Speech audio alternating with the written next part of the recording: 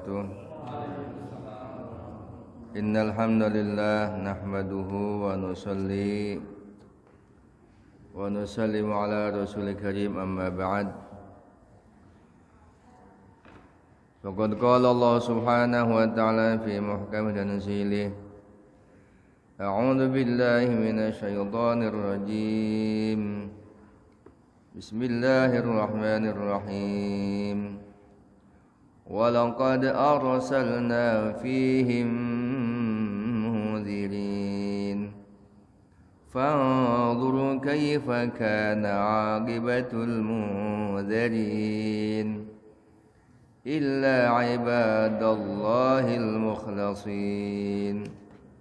Walaqad nadana Nuhun falani'mal mujibun.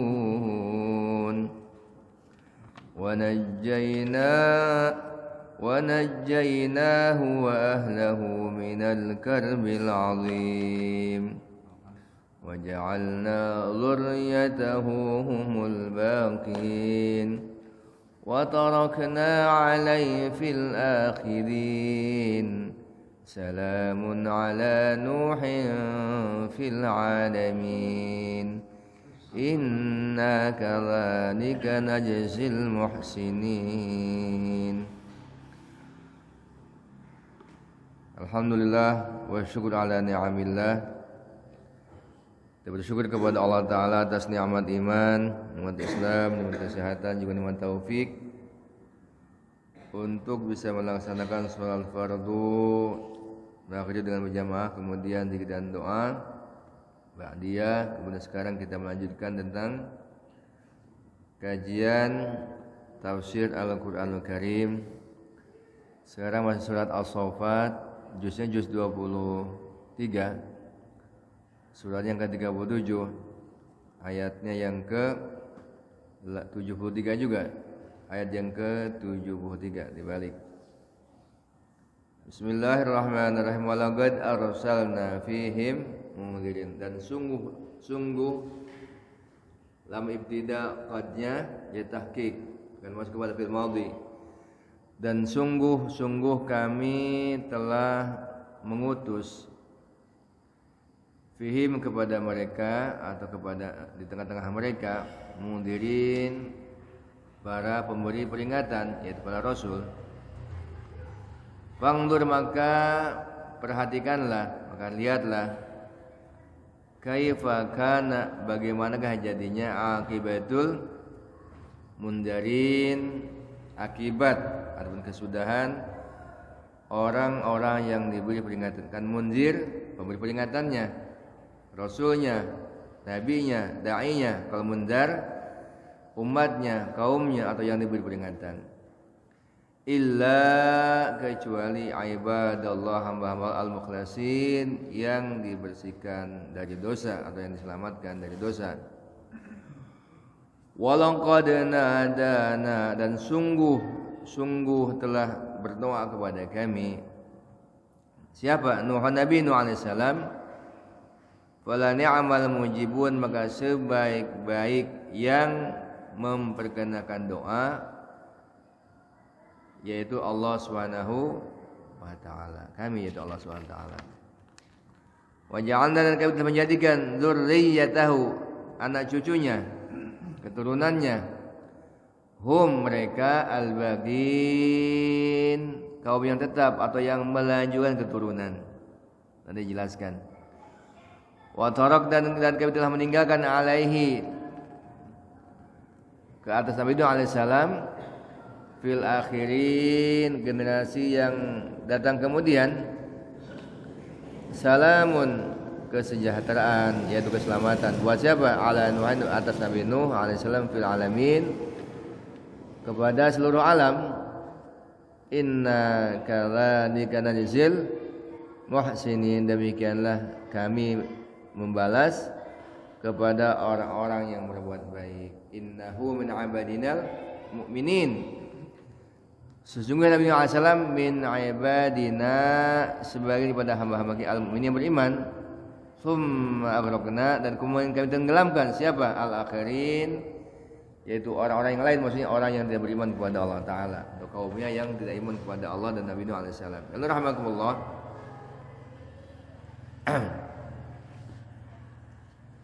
kemarin telah jelaskan bahwasanya mayoritas kebanyakan daripada kaum atau orang sebelum kita, sebelum mereka, sebelum kita juga, ya zaman Nabi Nuh, Nabi Hud dan seterusnya, adalah mereka orang-orang yang tidak beriman kepada Allah Subhanahu wa taala. Padahal Allah dengan tegas dan jelas telah mengutus kepada mereka para rasul, para pemberi peringatan.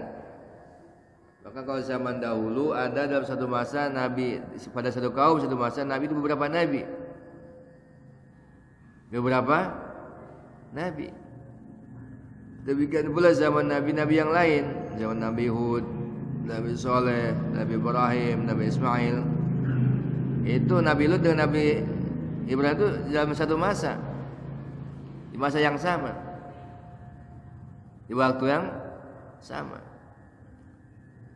Kemudian fandur, maka perhatikanlah, maka lihatlah kesudahan akhir daripada orang-orang yang diberi peringatan itu. Maksudnya apa? Orang-orang yang telah diberi peringatan oleh para rasul dan para nabi dengan sungguh-sungguh, artinya para nabi telah mendakwahkannya sampai pada level maksimal.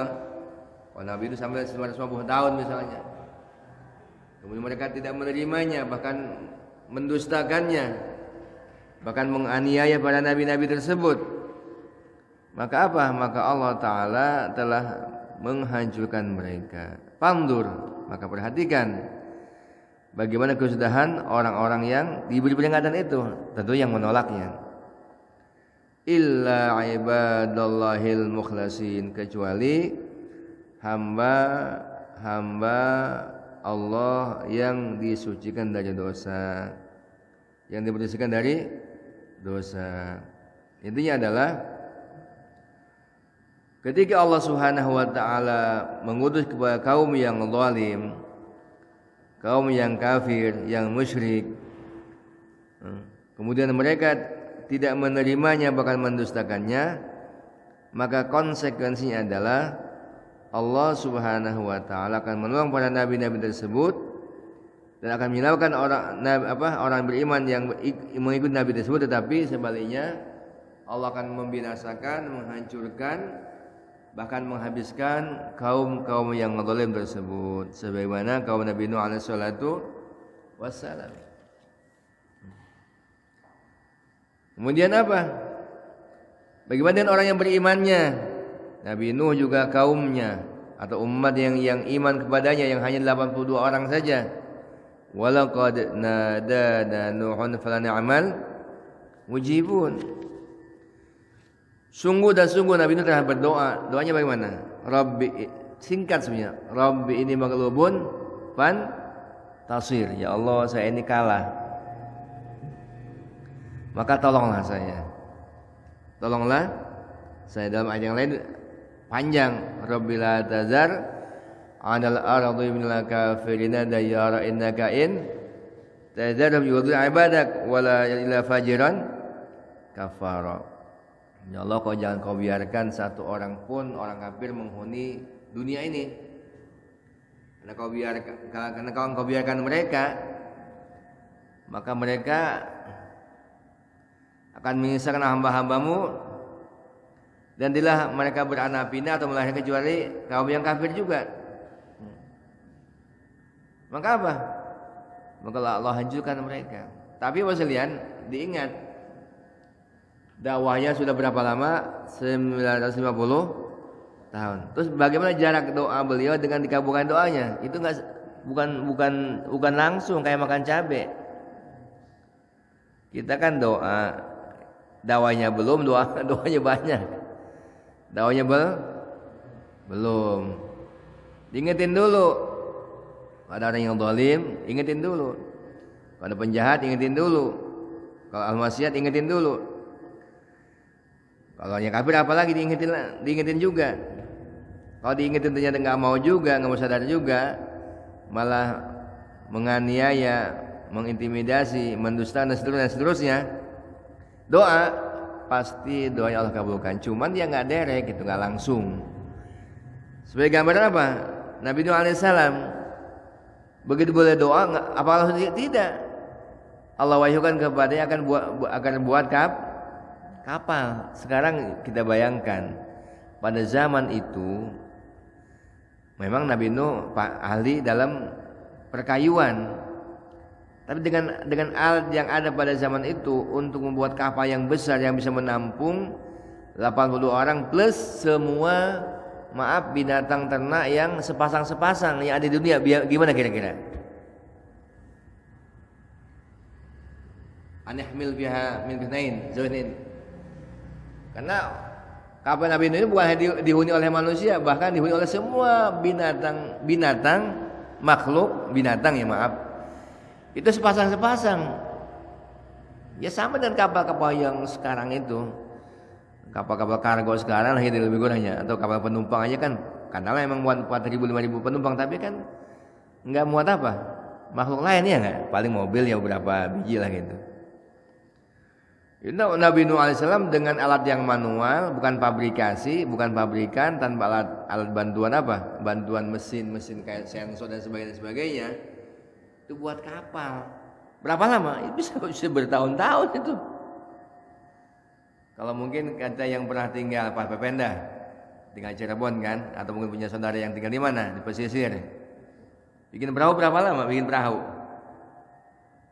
Bisa berbulan. Apa ya kalau mesti motong dulu kayunya ya? Kayunya nebang dulu itu kan. Disensor dulu, bikin bahan dulu, dan kayu kan kayu sembarangan. Iya. Artinya apa? Jarak doa Nabi Nuh alaihissalam atau jarak dari Nabi Nuh memanjatkan doa kepada Allah Ta'ala untuk menghancurkan kaumnya dengan dikabulkannya doa beliau, yaitu adanya banjir bandang yang menghancur, luluhkan, menghantam, menenggelamkan semua kaum yang tidak beriman kepada Allah Ta'ala, itu jaraknya lama gitu. Jaraknya berapa lama? Lama gitu. Jaraknya lama, tidak sebentar. Kenapa? Karena dibikin kapal dulu, diangkut semua orang beriman kepadanya, kemudian diangkut semua makhluk atau binatang ternak sepasang. Kucing, B1, semua. Kalau ada kerbau, sapi, gajah, enggak, kambing. Sepasang gimana kira-kira? Ngumpulinnya luar biasa itu ngumpulinnya. Kenapa? Karena banyak satu dunia. Kita nggak bisa bayangkan dah, ya. Berapa lamanya itu pembuatannya plus tiketing. Maksudnya apa? Ngangkat ataupun memberikan komando kepada semua binatang agar naik ke atas perahu, naik kapal, itu lama itu. Maaf di zaman sekarang aja, kita di zaman modern yang serba apa? Serba matic. Itu kita mau naik beli tiket kapal, pesawat itu Masya Allah luar biasa. Ya oke lah, bisa kita googling ya, bisa di internet. Dulu ada apa? Pokoknya banyak lah jualan tiket di aplikasi ya, beli tiket. Tapi kan ada beberapa hal lain ya, ada Airpotex ya, bahkan ada vaksin lah, ada peduli lindungi diri lah, ada fast track lah. Aduh itu kalau yang ke sekolah atau ngerti bahasa Inggris, untuk ngisinya udah bingung. Ngisinya bingung. Kemarin-kemarin saya udah pesen tiket selesai atau pesen visa tiket selesai. Kan enggak. Itu manusia ya di zaman teknologi, bagaimana mengurus dari mulai bikin kapal sampai mobilisasi menaikkan penumpang manusia plus semua binatang yang ada di dunia sepasang. Masya Allah. Saya ingin menyampaikan, artinya ada proses yang panjang, lama. Sama dengan Nabi Musa alaihissalam ketika doa kepada Allah Ta'ala, Rabbana su'ala amwalihim wa syudu ala qulubihim fala yu'minu hatta yarul adab alim. Nabi Musa doa kepada Allah Ta'ala setelah dakwah ke Fir'aun, gak iman juga Fir'aun. Malah menggunakan berbagai macam siasat, rekayasa, manggil tukang sihir lah, suruh ngadu sihir lah dengan tukang sihir, yang akhirnya tukang sihir itu beriman, ya macam-macam. Helah ataupun makar Fir'aun kepada Nabi Musa alaihissalam. Yang terakhir akhirnya beliau pergi meninggalkan apa? Palestina, meninggalkan apa? Mesir, menuju Palestina, hanya dikejar. Itu jarak dari doa beliau sampai ditenggelamkannya Fir'aun itu lama gitu. Lama. Bahkan kata ulama kalau Nabi tentang Nabi Musa 40 tahun jaraknya. Jarak beliau doa Rabbana itmis ala amwal masuk ala qulubihim itu jarak berapa lama? 40 tahun. Pada umur Nabi Musa ini zaman itu udah 450 tahun. Zaman Nabi Musa itu umurnya. Kalau zaman Nabi Nuh berapa lama? Umurnya rata-rata 1000 tahun lebih. Orang dakwahnya 150 tahun. Iya. Umurnya bisa 1200 tahun tuh umurnya itu. Dakwahnya 950 tahun, belum lahir, udah jadi nabi ya enggak? Ya bisa 1100 1200 lah gitu umurnya. Lebih lama lagi. Dari doa beliau dipanjangkan sampai dikabulkan doanya. Karena harus bikin kapal tuh masalahnya itu. Salah satunya bukan masalah, salah satunya adalah harus bikin kapal. Udah beliau harus menaikkan umatnya plus semua makhluk yang ada di dunia sepasang-sepasang. Ana hamil fiha min kutsnain zaujain. Supaya diangkat, dijadikan penumpang siapa? Setiap binatang sepasang-sepasang. Wa najjaynahu wa ahlahu minal karbil 'adzim. Dan kami selamatkan Nabi Nuh dan ahlinya. Siapa ahlinya di sini? Bukan keluarga saja, siapa keluarga tidak? Istri dan salah satu putranya Kan'an. Iya. Ahlinya siapa? Pengikutnya, umatnya yang beriman kepada Allah dan menerima seruan Nabi Nuh alaihissalam. Apa yang Allah selamatkan? Dari apa yang Allah selamatkan? Minal karbil 'adzim, dari kesulitan yang sangat besar, banjir bandang yang luar biasa. Kalau yang tidak beriman, walaupun ada hubungan darah, Kan'an anaknya, putranya, begitu istrinya, karena tidak beriman kepada Allah Ta'ala, beliau panggil. Ya bunyarkam ma'ana waladakum ma'al kafirin, wahai anakku, mari naik kapal bersama ayah. Kamu jangan bergaul, jangan berkelompok, jangan sama orang-orang kafir. Kata anaknya, qala sa'awi ila jabalin ya'simuni minal ma. Ayah, saya mau naik lari ke gunung ayah dah, naik gunung, mudah-mudahan apa? Agar saya tidak terkena banjir. Katanya. Kata ayahnya apa ini? Wahai anakku, hari ini tidak ada yang selamat dari baik kecuali orang yang Allah rahmati. Qala la asma yaum illa man rahim. Wahai anakku, hari ini tidak ada yang selamat dari banjir ini kecuali orang yang Allah rahmati. Siapa orang yang beriman? Maka apa? Fahala bainahumul mawju fakana minal mughrakin. Maka tiba-tiba datanglah ombak datang, kemudian Kan'an termasuk orang yang Allah tenggelamkan. Maka Nabi itu bilang, ya Rabb, innahu min ahli, innabni min ahli, wahai Tuhanku, itu Kan'an itu anak saya itu. Kata Allah, ya Allah, innahu amal ghairu saleh. Dia telah mengamalkan amal yang tidak saleh. Tidak melakukan amal yang tidak saleh, tidak iman kepada Allah Subhanahu wa taala. Walaupun ada nisbat, ada hubungan darah, tapi kan tidak iman kepada Allah sampai titik limit. Artinya hari di mana azab datang, dia terus naik pun tidak mau. Maka nasihat ulama kita di zaman ini sederhana saja. Kalau ingin putra-putri kita, istri kita taat kepada Allah Subhanahu wa taala, sederhana saja. Enggak mahal. Simple. Hidupkan taklim di rumah. Baca Fadhil Amal. 5 menit, 10 menit, 1-2 hadis saja. Pandilah sholat, pandilah zikir, pandilah Quran, dan seterusnya.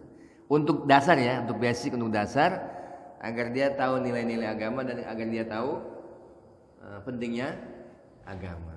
Ini sudah dibuktikan di berbagai negara, di Eropa, di Amerika, di Afrika, terus di negeri ini. Lahirnya para penghafal Quran, lahirnya orang-orang alim, lahirnya orang yang soleh. Itu dari usaha yang sederhana itu. Apa itu? Hidupkan ta'lim di rumah kita. Maksudnya jangan sampai maaf kita rajin sholat, rajin ngaji, anak kita misalkan maaf tidak mau sholat, nggak mau ngaji dan seterusnya. Maaf, walaupun misalnya nih karena satu lain anak kita nggak mondok, misalnya nggak mau di pesantren karena mungkin nggak mau baik-baik, tetap dia sekolah SD, SMP, SMA dan seterusnya. Walaupun mungkin dia di negeri, bapak ibu bapak hidupkan ta'lim di rumah dengan cara seperti itu, 5 menit depan imam. Saya yakin. Saya bukan Tuhan, tapi maksudnya riset telah membuktikan bahwasanya banyak anak-anak yang senantiasa duduk dalam ta'lim di rumahnya dengan ayahnya atau dengan ibundanya, maka kemudian dia menjadi anak yang saleh itu minimal. Bahkan tidak sedikit menjadi orang-orang yang hafiz, juga orang yang alim. Itu enggak sedikit seperti itu. Sederhana. Di SD bisa 5-6 jam sekolah, apalagi boleh sekolah. SMP juga bisa 5-6, apalagi kalau kuliah ya. Ngontak segala macam kan. Poin intinya kalau tidak beasiswa puluhan juta, ratus juta tidak keluarkan. Jadi kalau untuk mencari ansor itu nggak mahal sebetulnya. Tidak mahal. Nah, nanti pengembangannya dia mungkin mau ngaji, ya di masjid kah, di madrasah kah, datang ke usaha dan sebagainya. Tapi dasarnya adalah dibekali dengan taklim di rumah-rumah kita. Taklim di rumah-rumah kita. Untuk siapa? Ini sebagai bentuk menunaikan hak apa? Hak agama. Jadi kalau ada ayat ku anfusakum wa ahlikum nar, jaga dirimu dan keluargamu dari api neraka. Maksudnya apa? Alim ad-din, ajarkan mereka ilmu agama. Kalau masail mungkin masih ke ulama, tapi kalau fadhail kita semua bisa insyaallah. Kan sudah diterjemahkan, sudah bahasa kita lah gitu ya. Kalau dia agar faqih, agar lebih mendalam, ya memang harus belajar ke ulama, tanya ke ulama. Tapi kalau untuk sekedar mengetahui nilai-nilai agama, insyaallah kita semua bisa. Kita semua bisa. Maka sekalian, wa najjaynahu wa ahlul karbil azim, kami selamatkan Nabi Nuh dan pengikutnya dari kesulitan yang besar. Wa ja'alna dzurriyyatahumul baghin, dan kami jadikan dzurriyyahnya, anak cucunya dialah yang tersisa. Maksudnya apa Ustaz? Kata ulama, jadi setelah banjir bandang, kemudian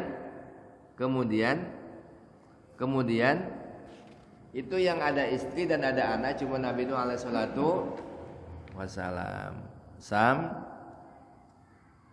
Siapa namanya? Sam, Yafis sama siapa satu lagi? Sam bin Nuh. Yaitu ada namanya Sam, putra Nabi Nuh alaihi salam. Kemudian ada Ham, ada Yafis, 3 orang. Inilah yang kemudian menjadi yang beranak pinak, kemudian menjadi sekarang kita ini. Nabi Adam punya anak keturunan banyak, cuma 20 kan, sepasang-pasang. Generasi berikutnya zaman Nabi Nuh alaihissalam, yaitu sebagian yang tidak beriman kepada Nabi Nuh yang akan jadi Nabi dan Rasul. Kemudian sebagian besar tidak beriman, maka yang iman kan cuma 82 orang. Dari 80 orang itu masuk Sam, Ham sama Yafis. Selain Kan'an ya, Kan'an tidak akan Allah tenggelamkan. Maka dari 3 orang itulah kemudian beranak pinak. Maka beliau dipanggil dengan Abu Bashar As-Tsani. Abu Bashar As-Tsani yaitu bapaknya manusia yang kedua setelah Nabi Adam alaihissalam. Yang pertama Nabi Adam tetap beranak pinak kan, termasuk Nabi Nuh. Kemudian karena setelah itu umatnya mungkin maaf tidak punya biaya buat nikah kali ya. Mungkin enggak nikah atau bagaimana. Intinya dari 82 orang itu yang lainnya itu enggak punya keturunan kecuali putra-putra Nabi Nuh alaihi salatu wassalam. Makanya apa? Sam Abul Arab, bapaknya orang-orang Arab yang melahirkan beranak pinak orang Arab. Waham Abul Habasyah. Ham itu ayahnya daripada orang Habasyi, orang Afrika. Yafis Abu Rum, sementara Yafis kemudian beranak pinak melahirkan orang-orang Eropa, orang Yunani kemudian menjadi orang kulit putih begitu. Kalau dalam hadis yang lain ada lebih spesifik lagi, kata Ibnu Musayyab, Waldu Nuh alaihissalam salah satu. Nah, ada 3 Sam, Yafis, Ham. Kemudian dari yang masing-masing dari ketiga itu maka lahirlah beranak pinaklah. Maka Sam melahirkan Al-Arab, Faris, Warum. Ya Arab, Farsi sama Romawi itu dari anak Nabi Nuh yang namanya Sam. Sementara Yafis Yafis At-Turku was-Sulage wa Yajuj wa Majuj. Jadi yang namanya Turki, Sokalia sama Yajuj wa Majuj itu anak Yafis. Dari Nabi itu yang beranak, putra Nabi itu yang bernama Yafis. Sementara anak keturunan Ham, Al-Kipti wa Sudan wal Barbar. Siapa? Kipti orang Mesir, Sudan ya orang Mesir juga kan, orang-orang hitam, dan juga orang Afrika pada umumnya. Ya, Kipti, Sudan itu adalah keturunan dari Nabi Nuh, yaitu dari putranya yang bernama Ham. Radhiyallahu anhu. Wa tarakna 'alaihi fil akhirin. Yani disisikin lil anbiya kulluhum. Dan kami telah tinggalkan mereka 'alaihi fil akhirin di kaum yang akhir. Maka sekalian ada kemudian kan beranak pinak kemudian lahirlah kita semua. Kami telah tinggalkan siapa atas Nabi sallallahu yaitu pada generasi yang akan datang. Salamun ala Nuhin fil alamin. Salam sejahtera bagi Nabi Nuh untuk seluruh alam. Inna kadzalika nasma'un, dan demikianlah kami telah membalas orang berbuat baik. Inna min amadinal mu'min, karena beliau Nabi Nuh termasuk hamba kami yang mukmin. Summa kenal akhirin, kemudian kami tenggelamkan orang-orang yang lainnya. Nabi Nuh dan orang yang beriman kepadanya Allah selamatkan. Kemudian beranak pinaklah dari situ orang kita termasuk di dalamnya. Kemudian apa? Sementara yang lainnya yang tidak beriman, waktu itu para penguasa, para orang kaya, para pejabat, bahkan mayoritas Allah tenggelamkan mereka. Maka dalam konteks ketika dulu azab Allah Subhanahu wa taala, Allah tidak melihat mayoritas atau minoritas. Allah tidak melihat penguasa ataupun rakyat. Allah tidak melihat pejabatkah dia, kayakah dia, atau miskinkah dia, atau orang cacahkah dia, tidak. Tapi yang Allah akan selamatkan siapa? Orang yang iman kepada Allah. Rakyat jelata, miskin apa-apa, tidak punya jabatan apa-apa, tidak punya harta apa-apa, tapi dia iman kepada Allah Ta'ala, maka Allah akan jaga dan Allah pelihara. Tapi dia seorang penguasa, bahkan kaya raya, turunan ningrat misalnya, tapi dia tidak ada iman kepada Allah Ta'ala, maka di dunia dia akan Allah binasakan, lebih-lebih nanti di akhirat. Lebih-lebih nanti di akhirat. Kembali cuman untuk umat ini kita di dalamnya. Memang ketika kita atau umat ini melaksanakan kesalahan, tidak langsung diazab oleh Allah Subhanahu selagi minta ampun. Wa ma kana Allahu liyu'adhiba fihim wa ma kana liyu'adhiba fihim wa ma kana wa hum yastaghfirun. Kalau Nabi masih ada di sana atau Nabi masih ada di sana, dia mengajukan azab. Ataupun kaumnya masih minta ampun kepada, atau umatnya masih minta ampun kepada Allah Ta'ala. Demikian pula ada sebagian hamba-hamba Allah Ta'ala yang Allah selamatkan orang lain dengan asbab sebagian. Asbab sebagian. Misalnya ada hadis qudsi begini, sungguh aku telah berkehendak memberikan azab kepada satu kaum, tapi apabila aku lihat di sana ada orang yang memaulatkan masjid, ada orang yang saling mencintai karena Allah dan saling memberi karena Allah, maka aku tangguhkan dan aku alihkan. Maaf, katakanlah maaf di kita ada 300 kakak misalnya, yang sholat ke masjid misalnya ada katakanlah ada 100 orang, iya, 100 orang yang dewasanya. Yang tahajud ya katakanlah ada 30 orang kan. Yang istighfar ada berapa? Ya 30 atau 40 orang misalnya kan gitu. Maka yang 100 orang yang suka memalakukan masjid, saling berjumpa dengan Allah Ta'ala, dan juga istighfar pada waktu sahur, itu dengan asbab mereka maka akan tertolak, terhalang azab Allah Ta'ala. Itu spesialnya umat ini. Oh zaman dulu enggak. Nabinya ada di situ, Nabi Nuh ada. Iya. Karena sudah Nabi Nuh habis kesabarannya sehingga doa, hanya apa? Allah hancurkan. Nabi Musa juga demikian. Nabi Saleh juga demikian. Nabi Lut juga demikian. Juga nabi-nabi yang lain. Allah hancurkan di hadapan nabi-nabi mereka. Di hadapan nabi-nabi mereka. Allah di tengah-tengah nabinya ada di situ. Cuma Allah jaga, Allah selamatkan mereka dan orang beriman kepadanya. Kalau sekarang enggak. Maaf nih. Kalau seandainya sekarang ini setiap kita berbuat dosa, berbuat salah, Allah aduh. Kita semua binasa. Ada dalam surat akhir surat Yasin itu. Kalau seandainya walau yu'akhidullah, bukan surat Yasin ya, satu ayat sebelum akhir daripada surat Al-Fatir. Walau yu'akhidullahu an-nasa bima kasabu ma taraka ala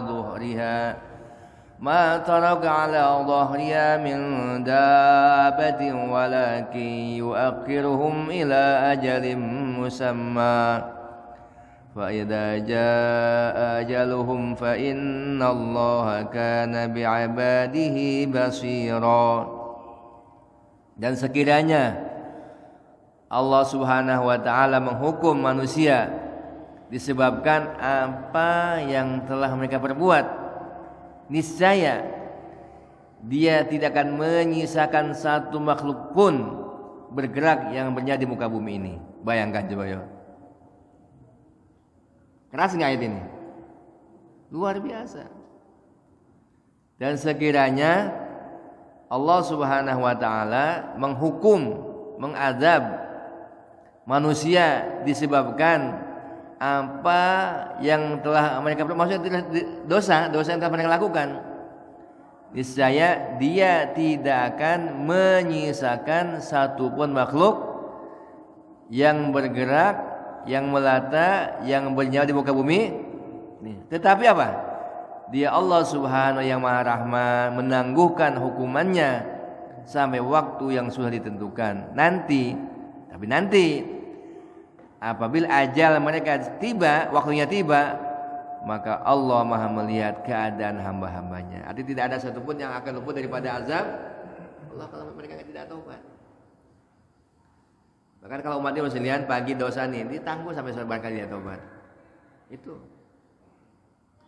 Bahkan kalau ada orang berbuat dosa selagi napasnya di badan, maaf sakit parah apapun, kalau napas belum sampai tenggorokan masih Allah terima. Banyak berbuat dosa, ya Allah masih terima tobatnya selagi matahari belum terbit dari barat. Kalau matahari sudah terbit dari barat ataupun napas kita sudah sampai tenggorokan, pada saat itulah tidak lagi diterima tobat kita. Maka setidaknya kita istighfar 100 kali pagi dan petang. Singkat, astagfirullahaladzim 100 kali pagi dan petang. Salawat 100 kali. Tasbih 100 kali. Bahkan nih saya kasih sedikit ijazah, sebetulnya kalau di pondok udah biasa kita amalkan, dan di sini kita ada peluang untuk itu. Kita baca subhanallah wa bihamdihi subhanallahil azim astagfirullah 100 kali. Kapan? Antara qobliyah subuh sampai iqamah. 40 hari aja Pak amalkan. Bapak akan merasakan, saya tidak menjanjikan ya, tapi pokoknya kalau kita istiqomah nanti Allah Ta'ala akan berikan anugerah yang luar biasa. Sederhana, subhanallah wa bihamdihi subhanallah astagfirullah. Itu paling 3-4 menit itu. Saya sering coba kan. Subhanallah wa bihamdihi subhanallahil azim astagfirullah 100 kali, tambah kalau masih ada waktu baca ya hayyu qayyum la ilaha illa anta 50 kali. Itu cukup sebenarnya. Kita kan jeda 10 menit ya. Mbak qobliyah 2 menit, tambah itu 8, masih ada waktu 8 menit. Asal jangan ini, azan udah kemari. Azan sudah di sini, kalau azan baru jalan ya enggak keboro. Pokoknya Bapak amalkan itu. Subhanallah wa bihamdihi, subhanallahil azim, astagfirullah, masyaallah. Kalau kata ulama, dunia akan datang kepada kita dengan memaksa katanya. Ya'tika dunya raghimatan. Dunia akan datang dengan memaksa. Asal sholat dijalankan juga maksudnya. Ini tambahan amalan yang bagus kita amalkan. Gimana? Ya tetap kerja gitu. Tetap kerja, bertani, berladang. Tapi nanti Allah akan menunjuk keduanya apakah bentuknya keberkahan ataupun kemudahan ataupun bantuan. Yang jelas sekalian, saya sedikit cerita ini. Maaf nih, orang tua-tua kayak dulu jarang yang sarjana, paling-paling SD, SR ya. Iya. Sebagian enggak bisa baca malah. Usahanya juga ya sederhana, dalam artian dagang di kampung. Ya waktu itu pembeli masih jarang, belum ada industri kan, belum banyak pendatang, belum ada industri juga tahun 70-an, tahun 60-an, tahun 70-an. Bertani, iya. Berdagang. Tapi ajib. Mereka punya peninggalan, maaf nih, kalau diuangkan sekarang itu bisa sampai 10 miliar, 20 miliar gitu. Anaknya haji berkali-kali. Isinya haji berkali-kali. Bahkan anak juga dihajikan, bahkan cucunya pun dihajikan. Rahasianya apa misalnya? Bukan mereka manusia biasa tetap bekerja, bertani, berladang, berdagang, tapi ditambah dengan amal. Bahkan mereka Ramadan itu full cuti. Full cuti kalau Ramadan. Saya nggak bisa nih, saya kan kerja di perusahaan kan. Ya nggak apa-apa siangnya berangkat kerja, ya kalau nggak bisa online ya, atau nggak bisa kerja dari rumah, malamnya ada istilah 1 bulan 11 bulan buat 1 bulan. Tapi salah satu rahasia keutamaan orang tua kayak dulu dengan walaupun dengan serba kesederhanaan mereka dan keterbatasan mereka dari pendidikan dan usahanya juga simpel-simpel, ternyata mereka punya amal yang luar biasa. Wah, sederhana amalnya. Di antaranya apa? Tasbih dan istighfar antara subuh qabliyah dengan iqamah, dan doa yang dikabulkan Allah Ta'ala adalah antara azan dan iqamah. Bukan berarti syukur saya amalnya enggak, jangan, tidak. Itu ada, kita bukan makom tajrid ya. Bukan makom tajrid, itu ada bagiannya kalau makom tajrid itu. Tapi ini secara umum tetap kita bekerja, berladang, berniaga. Tapi Allah Ta'ala kan memberikan keberkahan kepada kita. Pokoknya dalam bentuk yang bukan nanti akan kita rasakan setelah kita amalkan. Setelah kita amalkan. Cuman kalau di pondok kan suka dipandu ya. Kalau di kita ya takut ada yang terganggu, ya udah masing-masing aja ya. Subhanallah wa bihamdihi, subhanallah astagfirullah. Tambah 100 kali, ditambah dengan ya hayya qayyum la ilaha illa, ya hayya qayyum la ilaha illa anta, ya hayya qayyum la ilaha illa anta. Insyaallah ya. Jadi ini ya bukan ya sekarang sekali pamit apa ya. Besok pagi jam 3 dini hari mungkin insyaallah saya akan ke Jakarta, kemudian jam 8 Bayan Hidayah, sekitar jam 11 ataupun ya jam 11 saya meluncur ke airport, dan jam 4 insyaallah mudah-mudahan sudah take off ya. Jam 4 sudah take off, dan dalam kalau schedule sih jam 8 malam atau jam 20.50 sudah sampai ke Lahore sana untuk menghadiri ijtima dunia yang ada di Pakistan sana. Jadi saya sekali lagi mohon maaf apabila ada kesalahan kata ya, kesalahan ucap, tingkah atau apapun yang sengaja maupun tak sengaja, mohon dimaaf. Maafkan juga kemarin kan waktu Maulid ini alhamdulillah. Jadi ya ada beberapa orang yang nitip ke saya beberapa rupiah, kemudian saya belikan kambing, belikan beras, belikan dan sebagainya. Ya pasti yang masak nyicipin banyak enggak? Saya juga ada anak santrinya. Saya suka nambahin sih, suka nambah. Kadang saya bikin juga, tapi beli pakai beras biasa ya enggak? Beras mal beli beras Prama agak mana depan kenapa? Kan santri pengennya enggak boleh kanan gitu kan. Tapi kan kuahnya pakai kuah kambing ya. Kuahnya pakai kuah kambing, jadi mohon diikhlaskan juga insyaallah Pak ya. Saya motong kambing, kepalanya sampai jauh saya kasihkan santri dahulu yang ada di Jambe ya. Karena kalau dalam kondisi lagi masak banyak, agak sulit untuk memasaknya kan. Jadi saya kalau motong itu kalau kepalanya suka disedekahkan. Ya dagingnya disedekahkan juga kalau mau, tapi cuma maksudnya karena kalau lagi masak banyak itu kita agak sulit untuk masaknya kan. Kalau bisa sih dibikin cuman masya Allah itu juga karena hari ini tuh bareng dengan di rumah orang tua juga di Citerap.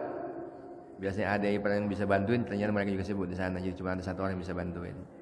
Ala kulli hal, semua sudah dimasak, kurang lebih mohon maaf, dimaafkan juga. Insya Allah jadi wasalian.